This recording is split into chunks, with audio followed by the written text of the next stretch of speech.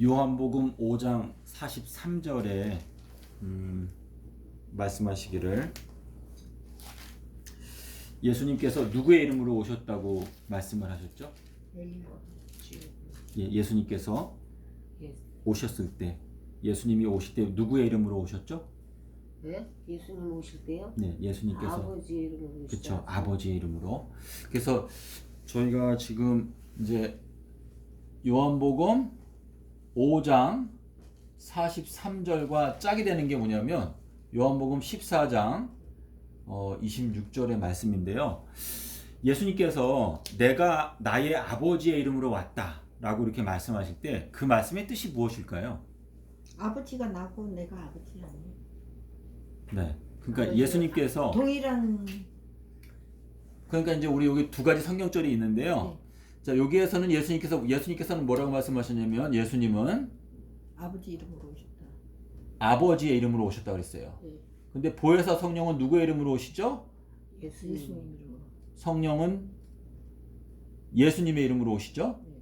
그럼 이게 무슨 뜻이에요? 그러니까 예수님은 예. 아버지를 나타내러 오셨고 그쵸? 성령님은 예수님을 나타내요. 네. 네, 그게 이해가 되시나요? 네. 그러니까 예수님께서 오실 때 내가 아버지의 이름으로 왔다라고 하는 것은 예수님이 이 땅에 오신 목적은 아버지를 나타내 주기 위해서 오셨다라고 하는 뜻이거든요.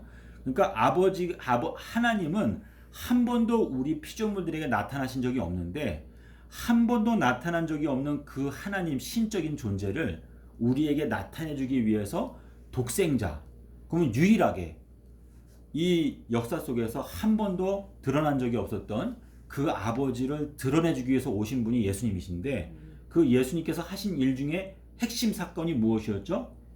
십자가 사건. 그래서 십자가 사건을 통해서 아버지가 드러나게 되었다라고 하는 의미거든요. 근데 성령께서는 누구의 이름으로 오신다고 말씀하셨냐면 요한복음 14장 26절에 보면은 아버지께서 내 이름으로 보내실 성령 보혜사가 오시게 되면 그가 어떻게 한다고요? 모든 것들을 우리에게 가르쳐 주실 것이다. 이렇게 말씀을 하셨거든요. 그래서 빌립이 뭐라고 요청했어요? 빌립이 아버지를 우리에게 보여주십시오 라고 말하니까 뭐라고 말했어요? 예수님께서 나를 본 자는 아버지를 본 것인데 어찌하여 아버지를 보여달라 하느냐. 그래서 영생이라는 건 뭐라고 그랬어요? 요한복음 17장 3절에서 영생은 곧 유일하신 참 딱 한 분뿐인 참 하나님과 그의 보내신 자 독생자 예수 그리스도를 아는 것이다. 근데 이 독생자 예수님이 누구의 이름으로 오셨어요? 아버지의 이름으로 오셨거든요. 그러니까 우리가 결국은 아버지 하나님을 아는 게 목적인데 아버지 하나님을 나타내신 분이 예수님이다. 그래서 예수님이 우리의 소망의 핵심이고 근원이다 라고 하는 뜻이 되겠죠. 그래서 현장에서 가늠하다가 잡혔던 여인이 많은 사람 앞에 끌려 나왔잖아요. 그런데 마지막 순간에 누구만 남았어요? 예수님하고 그 여인. 예, 그 여인만 남았는데 이게 사실은 우리의 마지막 모습을 나타내고 있는 것이거든요. 우리가 지금 이 땅에서 살면서 나의 영적인 상태나 나의 구원에 뭐 여러 사람들을 만나면서 여러 사람들이 나의 구원에 대해서 영향을 끼치는 것 같지만 내가 마지막 끝에 가서 맞닥뜨리는 분은 아무도 없어요. 사실은 나하고 예수님 단 둘밖에 없다 라고 하는 뜻이기 때문에 우리들이 가장 경외하고 두려워해야 되는 분은 예수님이시다.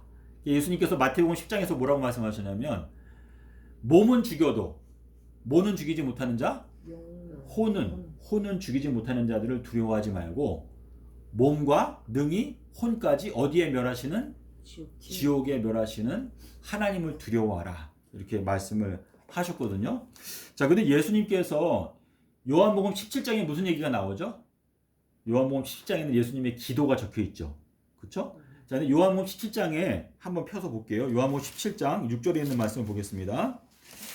자, 우리 요한복음 17장 6절에 가면 예수님께서 기도를 하실 때 자, 우리 요한복음 16장에는 무슨 말씀이 나오냐면 내가 이제 나의 아버지께로 지금 돌아간다라는 말씀을 하세요. 요한복음 16장에서. 근데 내가 이제 나의 아버지께로 돌아간다라고 말씀하시고 요한복음 17장에서는 예수님께서 기도하시는 장면이 나오는데 17장 6절에 있는 말씀 한번 읽어보실래요? 6절요? 네. 세상 중에서 내게 주신 사람들에게 내가 아버지의 이름으로 나타내었나이다. 그들은 아버지의 것이었는데 내가 주셨으며 그들은 아버지의 말씀을 지키었나이다. 네. 자, 우리 6절에 보면 맨 앞부분에 예수님께서 그분에게 주신 사람들에게 아버지의 무엇을 나타냈다고 그랬어요? 이름. 아버지의 이름을 나타내었나이다 라고 말했어요. 자, 그러면은 이 아버지의 이름을 예수님께서 제자들에게 알려주었다 라고 하는 뜻인데 이 의미가 무엇일까요? 뭐예요? 네? 자, 지금 예수님께서 여기 17장 6절에서 기도를 하실 때 뭐라 그랬어요? 내가 아버지의 이름을 어떻게 했다? 나타내었습니다. 나를 따르는 제자들에게 제가 아버지의 이름을 그 제자들에게 제가 나타내 주었습니다 라고 기도를 했거든요. 근데 이 기도는요 제자들에게만 해당되는 것이 아니고 우리 구원받는 마지막 주님의 남은 자녀들도 아버지의 이름을 우리가 알아야 돼요. 근데 이 말씀의 의미가 무엇일까요? 아버지의 이름을 나타내었나이다. 이 말씀의 뜻이 뭘까요? 내가 네. 나를 봄으로써 아버지를 발견하고 네, 근데 이 말씀을 우리가 이제 이 시간에는 이사야서 9장 6절을 통해서 저희가 좀 생각을 해보려고 해요. 이사야서 9장 6절에 무슨 말씀이 있죠? 한 아기가 우리에게 낳고 한 아들을 우리에게 주신 바가 되었는데 그의 어깨에는 정사를 메었고 그의 이름은 뭐라고 그랬어요? 기묘자라 또 모사라 전능하신 하나님이라 영존하시는 아버지라 평강의 왕이라 이렇게 되어 있는데 거기에서 이 이름이 나오죠. 이름이 지금 5개가 열거가 되어 있잖아요. 그렇죠? 자, 그런데 이사야서 9장 6절에 보면은 맨 처음에 그의 이름은 뭐라고 그랬어요? 기묘자. 자, 이 기묘자라는 것은 무슨 뜻이에요? 기묘자. 기적이라며. 예. 자, 두 번째는 뭐라 그랬어요? 모사라. 이렇게 말했죠. 자, 기묘자라는 뜻이 뭐예요? 기묘자. 기묘자는 네. 지금 지사님께서 대답하신 대로 이게 뭐예요? 기적. 기적이죠? 자, 하나님께서 모세를 보낼 때 출애굽기 3장 20절에 가면 뭐라고 말씀하셨냐면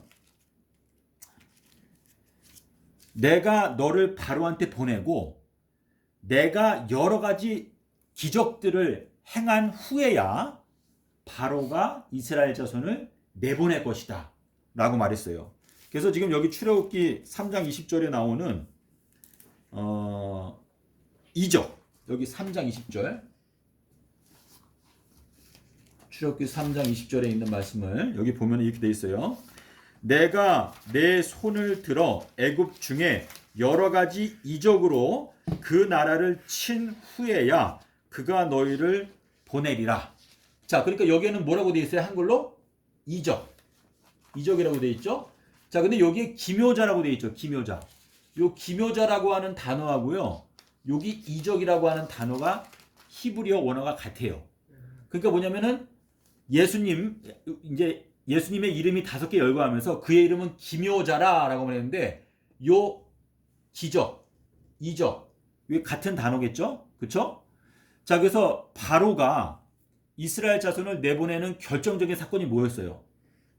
어린 양이 예, 마지막 10번째 재앙에서 6월절 어린 양이 죽었을 때 그때의 바로와 그 모든 애굽 땅에 있는 장자들이 다 죽었죠.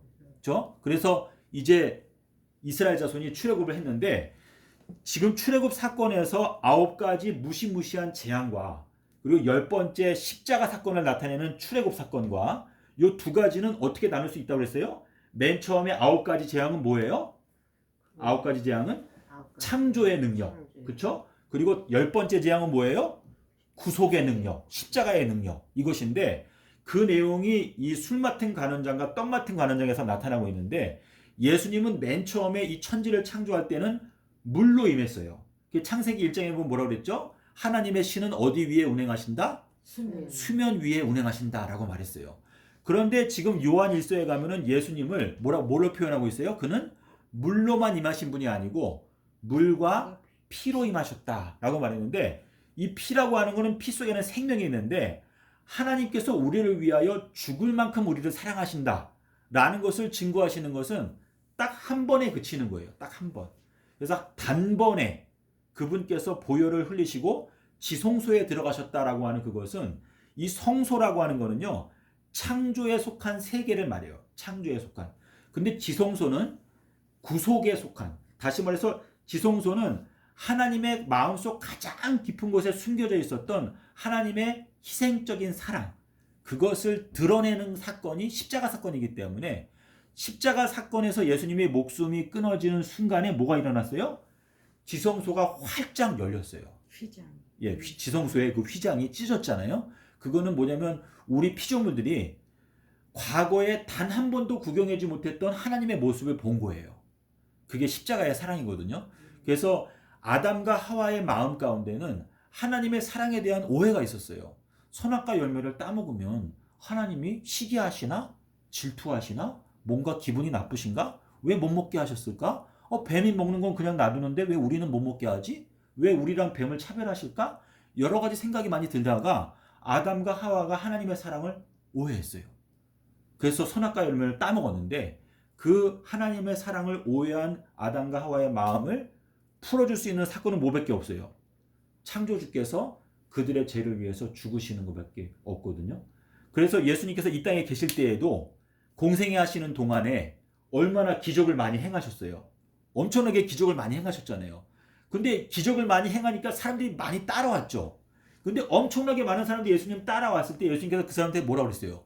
너희가 나를 따라오고 막 나를 찾는 이유는 너희가 기적을 보고 내가 전능자라는 걸 깨달았기 때문에 나를 따라오는 게 아니고 왜 따라온다고 그랬어요? 배고플 때 떡을 너희가 떡을 먹고 배가 부르니까 나를 따라온다. 그들의 마음속에 본심을 아시기 때문에 그렇게 말씀하신 것인데 요한복음 12장에 가면 뭐라고 말했죠? 예수님께서 이렇게 많은 표적을 행하셨지만 사람들이 예수님을 믿지 아니하였다라고 말했어요. 자, 이게 무슨 뜻이에요? 지금 오늘날도 보면은 여러 영적인 지도자들이 여러 가지 표적들을 행하죠. 하지만 그렇게 표적을 행해도 그들이 진짜 진정으로 예수님을 믿을까? 믿지 않을까? 이거는 우리가 딱 판단할 수는 없지만 예수님께서 출애굽 사건을 통해서 우리에게 보여주시는 건 뭐냐면 우리의 마음이 죄된 상태에서 예수님께 온전히 굴복되는 경험을 하는 것은요. 우리가 여러 가지 기적을 봐서 우리의 마음이 변화되는 것이 아니고 십자가에서 비춰나오는 예수님의 진정한 사랑, 그 사랑이 내 마음에 깨달아지게 될 때, 그때 내가 진정으로 예수님께 굴복되고 내가 예수님께 온전히 순복할 수 있다라는 그걸 보여주기 위해서 예수님께서 출애굽 사건에서 9가지 재앙에서 예수님께서 바로의 마음을 어떻게 했다고 그랬죠? 강팍하게 하셨다 그랬어요. 그래서 마지막으로 어린 양이 죽었을 때 그때의 마귀가 이 자기의 포로 상태인 이 죄인들을 어쩔 수 없이 놓아줄 수밖에 없다. 그건 뭐냐면 예수님의 십자가를 통해서만이 창조주의 마음 가운데 있는 진정한 사랑이 우리의 마음 가운데 공개가 되고 우리 마음속 깊은 곳에 있는 하나님께 대한 오해가 풀어지게 된다 라고 하는 의미거든요. 그래서 이사야서 53장이 중요하잖아요. 그가 채찍에 맞을 때, 그렇죠? 그가 징계를 받을 때 우리가 평화를 누린다. 우리가 나음을 얻게 되었다. 우리가 죄의 병이라고 하는 것을 고칠 수 있는 것은 십자가밖에 없다 라고 하는 것을 말씀하시는 것인데, 자, 하나님께서 모세에게 출애굽할 때요 이렇게 말했어요. 내가 아브라함이나 야곱이나 이삭에게는 내가 단 한 번도 나의 이름을 여호와로 나타낸 적이 없다고 그랬어요. 그런데 이제는 내가 나의 이름을 여호와로 너희들에게 알려주겠다라고 말했거든요. 그 말씀의 뜻이 뭐예요? 자, 아브라함은 야곱은 하나님의 이름을 여호와로 알지 못했어요. 하지만 출애굽할 때 내가 이제는 너희에게 나의 이름을 여호와라고 알려주겠다라고 하는 것은 이 여호와라고 하는 이름 속에는 뭐가 있는 거예요? 하나는 물로 임하신 분, 두 번째는 피로 임하신 분이 들어있는데 이 여호와라고 하는 그 히브리어 단어를 보게 되면 거기에는 창조주의 능력과 그리고 구속주의 능력 이 두 가지가 함께 들어있어요. 그래서 출애굽기에서 출애굽할 때에야 비로소 주님께서 우리에게 그분의 이름을 여호와로 알려주셨다라고 한 뜻인데, 자, 우리 시편 91편에 가면 이런 말씀이 있어요. 저가 나의 이름을 안즉 내가 저를 높이리라. 그 말씀이 있죠. 그 말씀이 무슨 뜻이에요? 우리가 지금 이 우주에서 봤을 때 우리들은 지금 낮고 낮은 데까지 내려와 있어요. 우리의 지능이 얼마나 낮아요. 읽고 나서 5분만 지나면 까먹잖아요.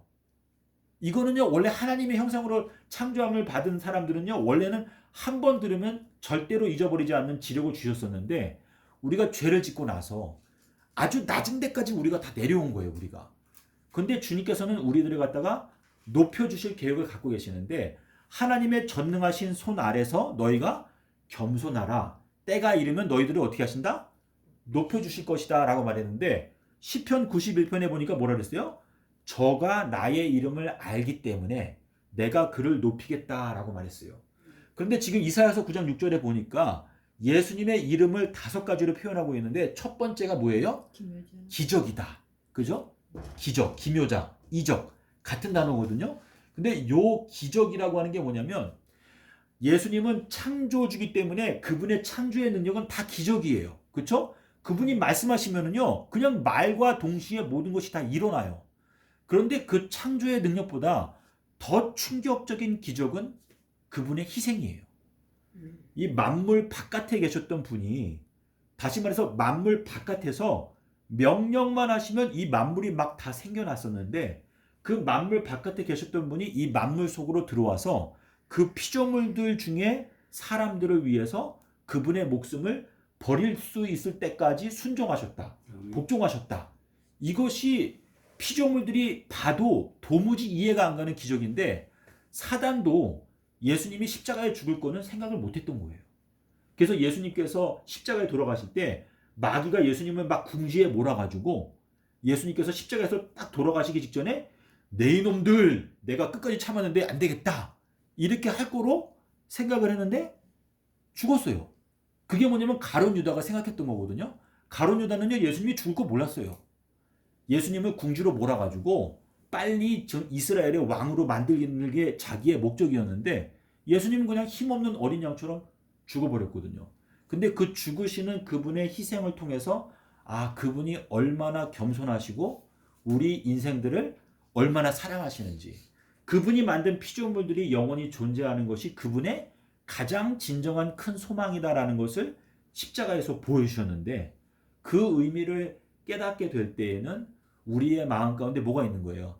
아, 주님께서 나에게 무슨 명령을 하더라도 그 명령에 대해서 내가 오해할 필요가 없구나. 그분이 나한테 어떤 명령을 했을 때 내가 그분께서 왜 그분은 나한테 이렇게 하실까? 자, 베드로가 뭐라 그랬죠? 요한은 어떻게 됩니까? 그 베드로가 예수님께서 뭐라 그랬어요? 내가 그를 내가 올 때까지 그냥 남겨둘지라도 그게 너랑 무슨 상관이냐? 너는 나를 따라오라. 이렇게 말씀하셨는데, 예수님은 우리 각 개인을 얼마나 잘 아실까요? 그러니까 요한은 네. 어차피 요한 그 계시록이나 요한 복음을 다 네. 기록을 해야 되잖아요. 아, 그러니까 그렇죠. 예. 그렇게까지 살아 있을 수밖에 없어요. 요한은요, 예, 그랬죠. 예. 근데 주님께서는 우리 각 개인을 너무나 잘 아시고, 우리 각 개인에게 무엇이 최선인지 가장 잘 아시겠죠. 그래서 그분의 선하신 뜻에 따라 우리 각 개인을 다 인도하시는 것인데, 주님은 우리들을 위해서 목숨을 버리셨기 때문에 주님께서 나를 어떻게 인도하시든지 우리는 그분을 따라가고자 하는 마음이 필요한 것이고, 그것이 확실한 것이거든요. 로마서 5장 8절에서 뭐라 했어요? 하나님께서 우리에 대한 사랑을 십자가 사건을 통해서 어떻게 하셨다?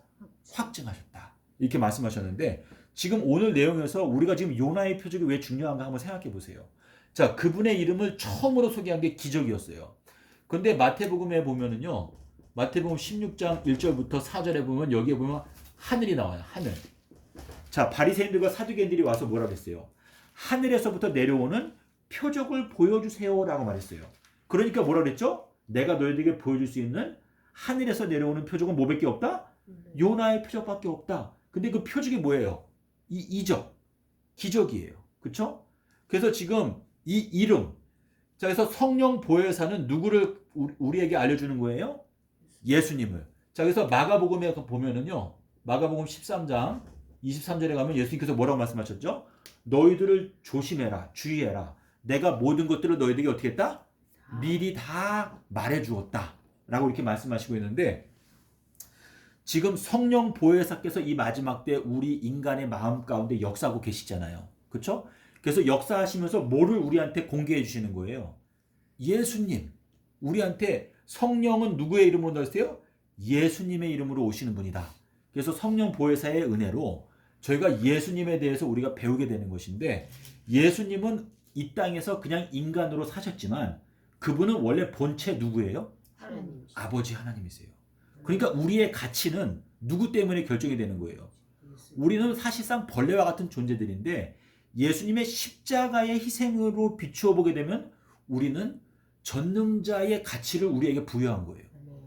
왜냐하면 아버지 하나님께서 예수님을 지불하고 우리를 산 거예요. 자, 우리가 어떤 물건을 살 때는요, 거기에 상응하는 가치를 지불해야지 물건을 살 수 있잖아요. 그러니까 예수 그리스도의 보배로운 피로 우리를 샀다라고 하는 것은, 우리들은 비록 정말 비천한 가운데 있지만 예수 그리스도의 보혈이 지불되었다라고 하는 것은 우리의 가치가 전능자의 가치를 지불했다라고 하는 뜻이기 때문에, 계시록에서는 우리를 뭐라고 부르죠? 어린 양의 아내. 예, 어린 양의 아내로 우리를 맞이하신다. 그래서 우리는 사실상 예수 그리스도의 십자가로 바라볼 때는 우리는 엄청난 존귀에 처한 거예요. 그래서 에덴 동산이라고 하는 단어가 뭐라 그랬죠? 에덴? 에덴이 무슨 뜻이라고 했어요? 에덴. 에덴이요? 예. 에덴 기쁨이라 하잖아요. 그렇죠. 기쁨이죠. 그렇죠? 자, 에덴이라고 하는 요 단어는요, 요거는 다니엘서 4장 16절에 가면 뭐가 나오냐면 여기에 일곱 때라고 하는 단어가 나와요. 때. 요 때라고 하는 단어가 에덴이거든요. 자, 왜 이렇게 기록이 되었을까? 자, 에덴 동산의 한가운데 뭐가 있었어요? 선악. 생명나무도 있었고 선악을 알게 하는 나무도 있었죠. 근데 그 에덴 동산 한가운데에 그 나무가 있었다고 하는 것은 우리 지구 역사 7030년의 한가운데에 무슨 사건이 있었어요? 지존자의 희생, 십자가 사건이 있었잖아요. 그러니까 이 지구의 역사 전체는 죄악과 슬픔의 역사이지만 이 지구의 역사 한가운데에서 지존자께서 이 지구 전체를 위해서 죽으셨다라고 하는 그 사건 때문에 이 7030년이라고 하는 이 지구 역사 전체는 큰 기쁨의 역사예요. 다시 말해서 우리가 존귀에 처했는데도 그것을 깨닫지 못하게 되면 저희들은 멸망하는 짐승과 같다라고 하는 뜻인데, 자, 전도서의 12장에 가면 뭐라고 말했죠? 너는 청년의 때에 창조자, 예, 곧 공고한 날이 이르기 전에 누구를 기억하라? 창조주를 기억하라 했어요. 창조주. 그게 우리의 창조주 하나님을 기억하는 것인데, 계시록 14장에 가면 첫 번째 천사의 기별이 뭐예요? 하늘과 땅과 바다와 물들의 근원을 만드신 이를 경배하라 하더라 라고 말했는데, 자, 히브리서 3장 14절에 가면 이런 말씀이 있어요. 태초부터 확실한 것을 우리가 굳게 붙잡게 되면 예수 그리스도와 함께 참여한 자가 될 것이다. 이건 무슨 뜻이에요? 창세기 1장 2장이 그만큼 중요하다는 거예요. 근데 창세기 1장 5절에서 주님께서 뭐라 했어요? 빛을 낮이라 칭하시고 어두움을 밤이라고 칭하시니라 이렇게 말했는데, 요한복음 8장 25절에서 뭐라고 말씀하셨냐면, 나는 뭐라고 그랬어요? 나는 태초부터 너희들에게 말하여 온 자니라 그랬어요. 자, 주님께서 나는 아브라함이 나기 전부터 내가 있느니라 라고 말하니까 뭐라 했어요? 사람들이 막 예수님을 돌로 쳐 죽이려고 했죠. 그렇죠? 50세도 안 됐는데. 예, 네가 50도 안 되는데 네가 아브라함을 보았느냐? 그랬잖아요. 근데 지금 요한복음 8장 25절에서 나는 태초부터 너희들에게 말하여 온 자니라, 이 말씀은요, 이 창조의 시작부터. 자, 요 잠언 8장에 가면 예수님이 지혜로 나오잖아요. 근데 지혜는 언제 있게 됐다고 그랬어요? 모든 조화의 시작이 있기 전에 하나님께서 나를 가지셨으며라고 돼 있어요. 그러니까 예수님은요, 이 모든 생존 세계, 물질 세계가 있기 전부터 계셨던 분인데, 하나님의 아들은 누구였어요? 멜기세덱에 대해서 표현할 때 하나님의 아들은 시작한 날도 없고 끝날도 없고 아비도 없고 어미도 없고. 그러니까 예수님은요, 스스로 계신 분이신데 그분께서 우리를 위하여 죽으셨다. 그것이 엄청난 기적이거든요. 그래서 하늘에서부터 내려오는 기적으로 우리에게 주실 수 있는 것은 딱 한 가지, 요나의 기적밖에 없다라고 하는 의미거든요. 그래서 주님께서, 자, 침례 요한이 예수님을 증거할 때 뭐라 했어요? 위로부터 오시는 예수님은 어디 위에 계시다? 만물 위에 계시다. 자, 만물 위에를 보통 무슨 하늘이라고 표현해요? 몇 번째 하늘? 세 번째 하늘. 그렇죠? 자, 세 번째 하늘이라고 하는 것은 역대하에 가면 이렇게 말했어요. 하늘들과 그리고 하늘들 위에 있는 하늘이라도 하나님 아버지를 둘 수 있는 공간이 없다라고 이렇게 말하고 있거든요. 그러니까 예수님은요, 이 생존 세계 어떤 공간에 계신 분이 아니고 이 공간 위에 계신 분이신데 그분이 그 위에서 아버지 하나님께로부터 들은 것을 증거하시지만 그분의 증거를 받는 자가 없도다. 그 증거를 받는 자가 없다 그랬어요. 그 예수의 증거를 받는 자가 없다라고 하는 것은요, 그때나 지금 이 시대나 똑같은 거예요. 그래서 요한복음 18장 8절에서 뭐라 그랬어요? 인자가 올 때에 이 세상에서 믿음을 보겠느냐 말했는데 계시록 12장에 가면 뭐가 있어요? 그 여자의 씨의 남은 자손의 특징이 뭐죠? 예수의 증거. 예, 하나님의 계명과 예수의 증거를 가진 자들과 용이 싸우려고 준비를 한다라고 말했는데 지금 이 세상에 수많은 사람들이 있지만은 이 세상 전체는 사실상 악한 자 안에 처해 있어요. 소수의 예수의 증거를 믿는 자들. 근데 아버지께서 이끌지 아니하시면 어느 누구도 내게로 올 수 없다라고 이렇게 말씀하셨는데 우리가 예수님께로 이끌림을 받는다는 건요 굉장히 큰 축복이고 특권이라고 생각합니다. 이거는 우리 인간의 힘으로 되는 게 아닌 것 같아요. 아무리 상식적인 것을 우리가 가지고 진리를 얘기하더라도 내가 진리를 말하지만 너희가 내 말을 믿지 아니하는도다 라고 말씀하셨는데 내 말이 너희 속에 있을 곳이 없으므로 너희가 나를 죽이려 하는도다. 자, 진리를 찾는 자는 어디로 온다 그랬어요? 빛으로 오나니 이는 자기 행위가 하나님 안에서 행한 것을 스스로 나타내기 위해서 오는데 악을 행하는 자는 빛으로 오지 아니하나니 이는 자기 행위가 어떻게 될까봐? 드러나게 될까봐. 자기의 속마음, 숨어있는 악한 마음이 계시되게 될까봐 그게 겁이 나서 진리로 오지 않는다라고 이렇게 말씀하셨거든요.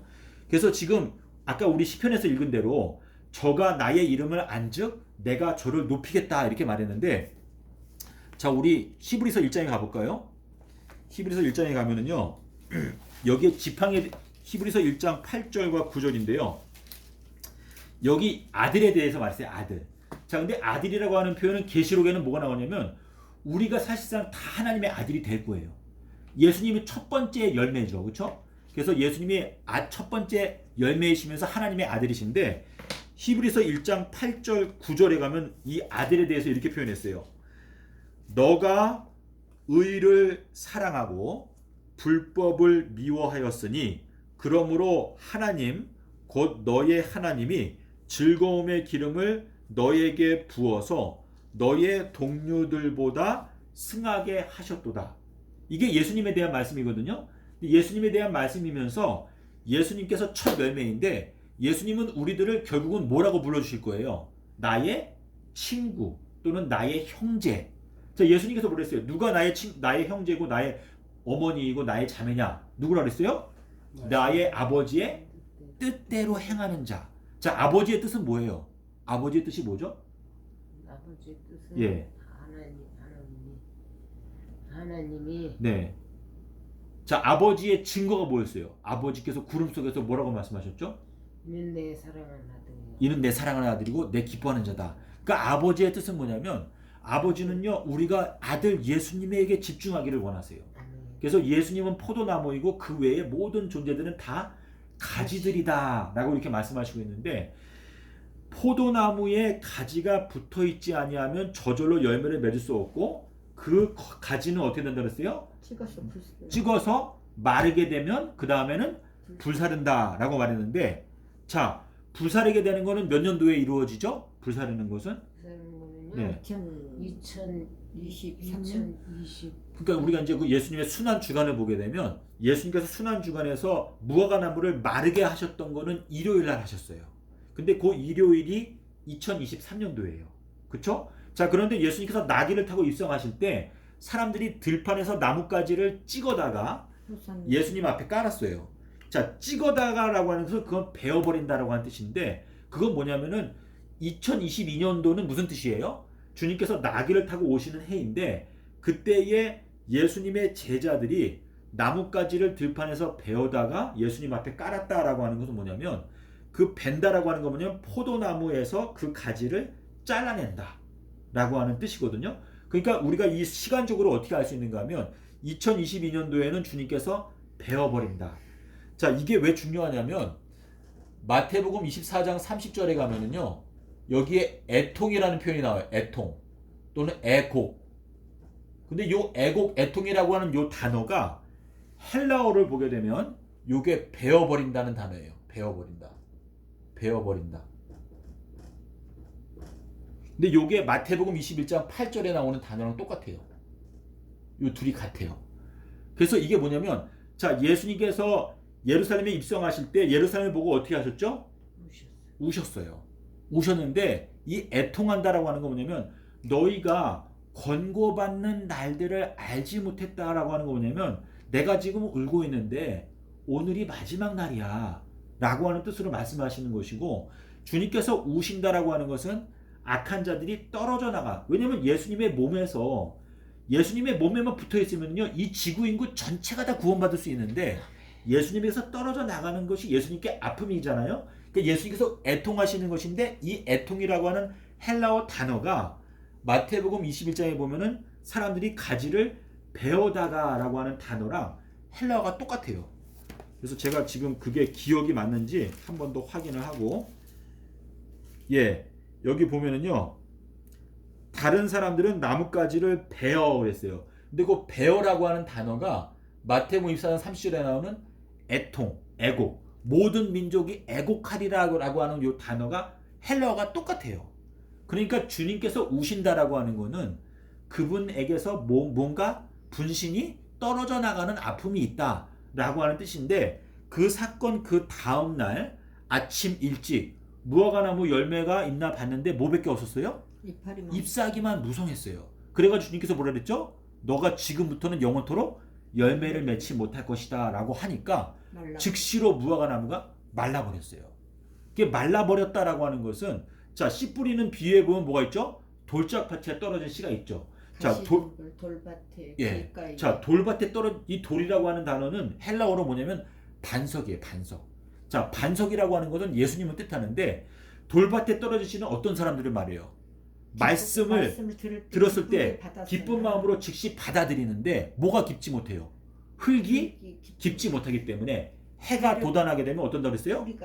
예, 뿌리가 타져서 말라버린다라고 말했는데, 자, 해가 뜨는 건 언제? 해가 뜨는 거.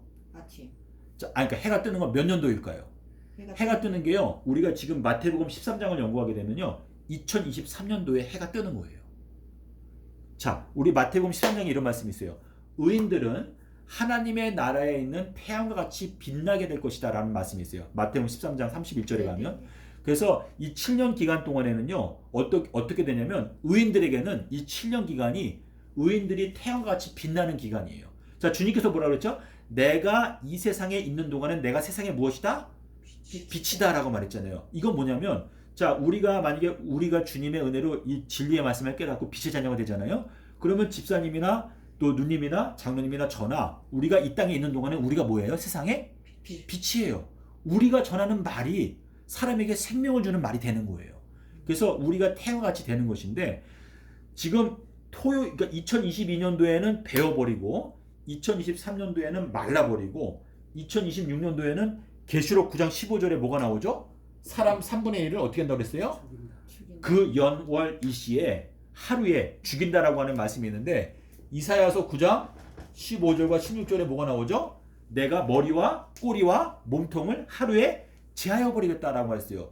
자, 머리는 누구라고 말했죠? 머리는 교회에서 존경받는 장로들, 예, 나이 받는 장로들. 그 장로들이 에스겔서 9장 6절에 나오는 장로들이랑 똑같아요. 그리고 꼬리는 누구라고 했어요? 꼬리는 거짓말을 가르치는 선지자들이다라고 말했는데, 자, 그 꼬리가 또 어디에 나오죠? 계시록 12장에 가면은 용이 무엇을 이용해서? 자기의 꼬리를 이용해서 하늘에 있는 별 얼만큼? 3분의 1을 끌어다가 땅에 내어 던지더라라고 말했는데, 자, 용이 땅에다가 내어 던졌는데 나중에는 용도 땅에 내어 던짐을 당하죠. 그게 어떻게 되는 거예요? 자, 맨 처음에는 용이 자기의 꼬리, 그게 뭐예요? 거짓 선지자잖아요. 근데 이 거짓 선지자가 계시록 10 어디에 나와요? 19장 20절하고 13장 13절에 가면 뭐가 나오죠? 땅에서 올라오는 짐승이 나오죠. 자, 근데 땅에서 올라오는 짐승은 뭐처럼 말이에요? 용처럼 말하는데 뭐가 있어요? 뿌리 있어. 양처럼 뿔이 있죠. 그런데 그 거짓 선지자가 행하는 표적이 뭐예요? 하늘에서 불이 내려. 불이 내려오게 한다. 그러니까 지금 이 마지막 때에는요. 예. 근데 거기 표적, 이적 똑같아요. 똑같은 헬라어 단어예요. 그러니까 이 마지막 때에 온 세상을 미혹하는 건 뭐냐면 땅에서 올라온 짐승이 기적을 행하는데 그 기적 중에서 하늘에서부터 내려오게 하는 기적이 딱 한 가지가 있는 게 뭐냐면 하늘에서 불이. 불이 내려오게 한다. 근데 우리 여자의 남은 자손은 무슨 기적을 알아야 돼요? 하늘에서부터 내려오는 딱 한 가지 기적? 요나의 기적. 그러니까 하늘이라고 하는 단어가 거짓 선지자도 하늘에서 내려오는 기적을 행하고 참된 예수님께서도 하늘에서 내려오는 기적으로 요나의 표적을 보이시는데 우리들은 막 이렇게 겉으로 막 그냥 막 시끄럽고 그런 건 아니지만 우리의 마음 내면 속에 깨닫게 하시는 십자가의 비밀을 우리에게 깨닫게 하시는데 그게 하나님의 보좌에서부터 내려오는 깨달음이다 라고 하는 뜻이고 거짓 선지자는 뭐예요? 겉으로 누드로 볼 때 하늘에서 불이 내려오게 할 때 많은 사람들이 그 거짓 선지자를 따르고 결국은 이 거짓 선지자가 하는 게 뭐예요?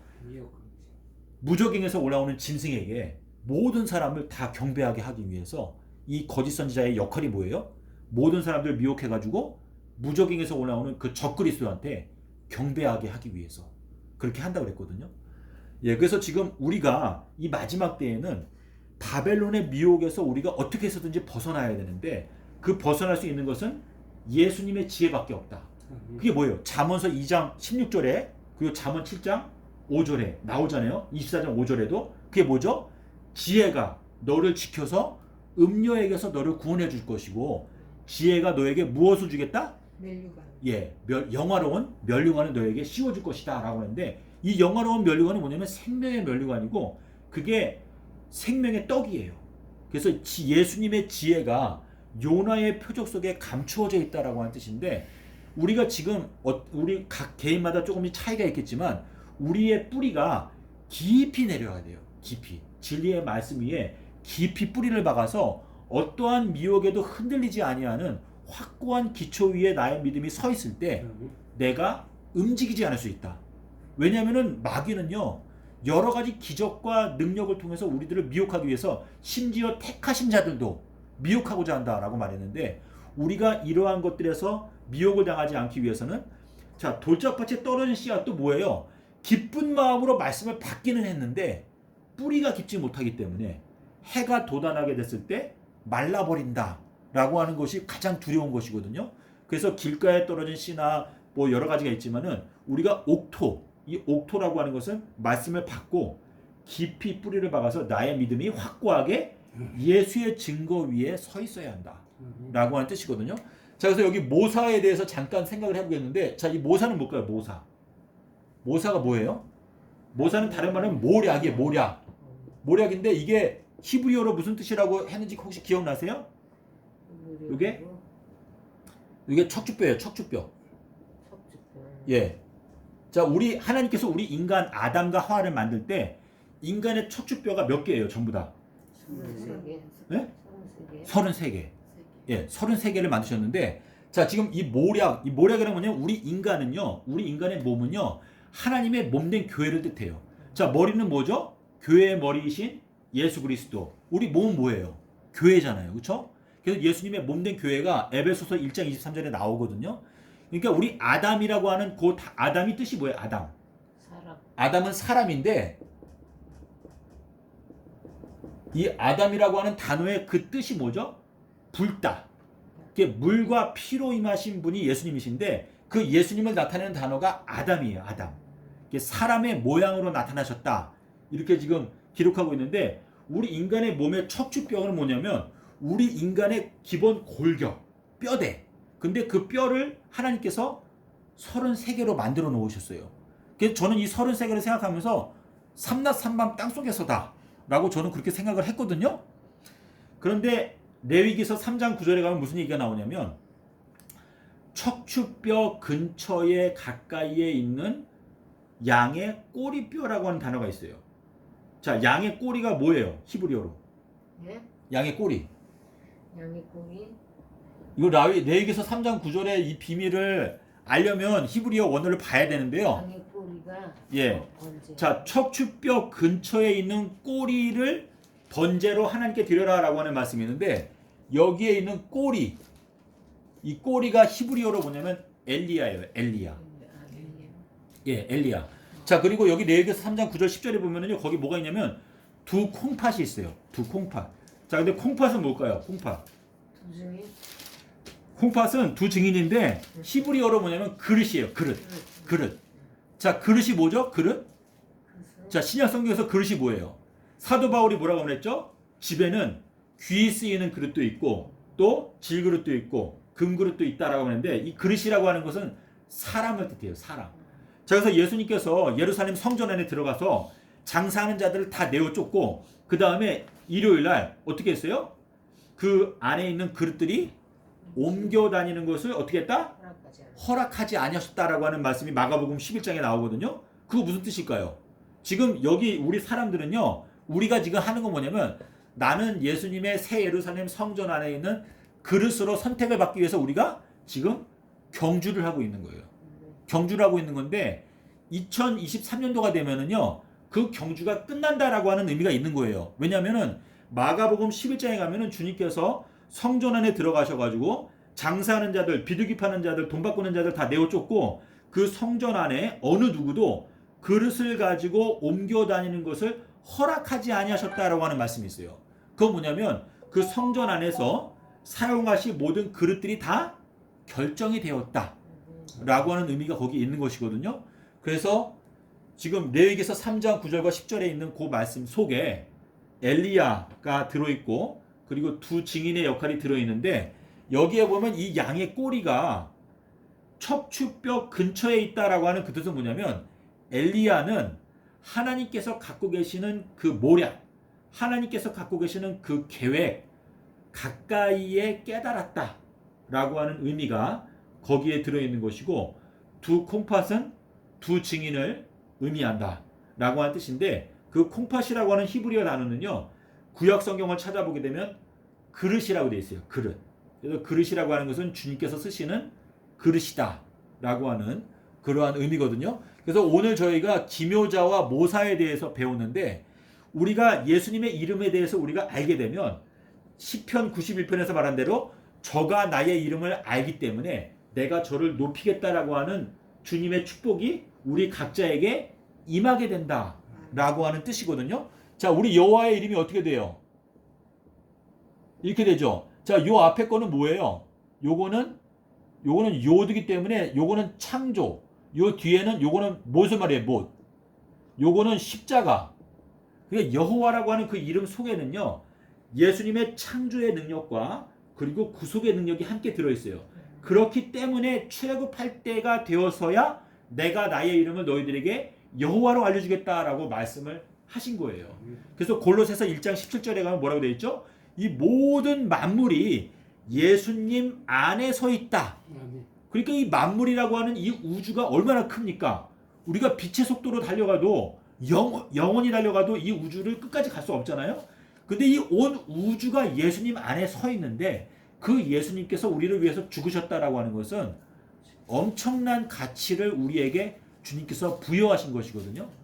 그러니까 우리가 예수님의 십자가를 생각하게 되면 우리가 그러니까 여러 가지 유혹, 우리가 살다 보면 죄의 유혹이 있는데 그 죄의 유혹을 이길 수 있는 그 힘은 뭐예요?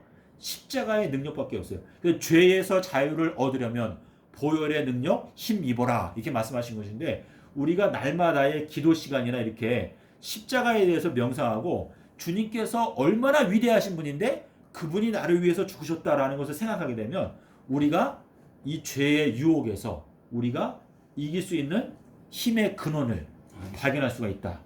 라고 하는. 생각하다가 잠 못 자고 여기서 울고 저기서 울고 그랬다니까요. 아, 네. 밤새도. 네. 아멘. 그것 때문에 그렇게 울고 다녔다니까요. 네. 여기 가서 울고 화장실 가서 울고 저기 가서 울고. 그래서 오늘은 기묘자, 모사, 또 전능하신 하나님, 영존하신 하나님, 평강의 왕이라 이렇게 했는데 앞에 두 가지 기적, 이것은 요나의 표적과 연관되어져 있고 이 모사, 이거는 3,000년 동안 새 예루살렘을 건축하시는 척추뼈 33개 이거를 생각하시게 되면 아 주님께서 3,000년 동안에 새 예루살렘을 건축하시는구나 하는 것이 출애굽기 5장 3절에 나오죠. 모세가 바로한테 뭐라 그랬어요? 우리가 광야로 며칠 길을 가서 3일 길을 가서 하나님께 제사를 드리려고 한다라고 하는 것은 3000년이라고 하는 세월 동안에 우리가 주님의 모든 망가진 말씀들을 다 복구하고 수보해서 3030년에 새 예루살렘에 내려올 때 우리가 어린 양의 아내로서 예비되고 준비되어서 하나님께 바쳐진다. 산 제물로 드려진다. 라고 하는 의미로서 말씀을 하시는 것입니다. 그래서 우리가 주님의 이름을 아는 것, 그건 뭐냐면 성령 보혜사께서는 예수님의 이름으로 오시는 분인데 그 예수님을 우리에게 알려주기 위해서 오시는 성령 보혜사를 우리가 받아들이게 되면 결국은 예수님의 이름을 알게 되는 것이죠. 그렇죠? 근데 그 예수님의 이름이 이사야서 9장 6절에 나오는데 그 중에서 처음에 두 개가 뭐예요? 기묘자, 모사. 이 두 가지가 사실상은 예언과 그리고 수요의 십자가 진리, 이것이 연관되어져 있는데 이 진리를 깨닫게 되면 우리들은 주님께로부터 우리가 높임을 받을 수 있다라고 하는 의미가 되겠습니다. 예, 오늘은 여기까지 하고 마치겠습니다. 여호와의 표적, 네. 인자의 징조, 삼낮 삼밤 땅속에서 주의 길을 곧게라. 여호와의 아멘. 복음. 네. 근데 그걸 아무도 안 듣는 거죠. 그 저희의 사명은 이걸 전하는 것이고 숨어 있는 진주를 찾아야 돼요. 네, 여기까지 하겠습니다.